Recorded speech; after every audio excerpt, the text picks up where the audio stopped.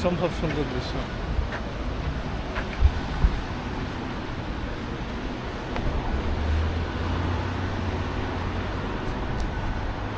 দেখেন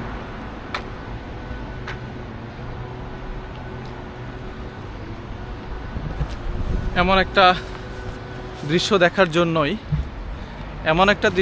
জন্যই আসলে সারা পৃথিবী থেকে মানুষজন এই কিয়োটোতে ছুটে আসে শুধুমাত্র এমন একটা দৃশ্য দেখার জন্য। এই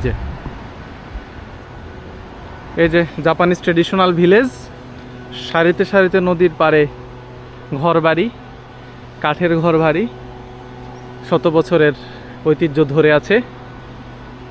আর এই পাশে সোজা শুধুমাত্র ম্যাপল ট্রি।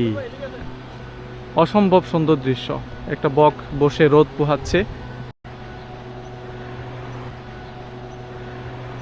অসাধারণ এই দৃশ্য, অসাধারণ।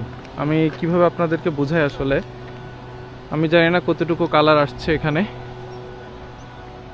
কতটুকু কালার আসছে। দূরে পাহাড়, মানে একটা দৃশ্য পূর্ণতা পাওয়ার জন্য ঠিক যা কিছু দরকার সব কিছু এখানে আলহামদুলিল্লাহ আছে।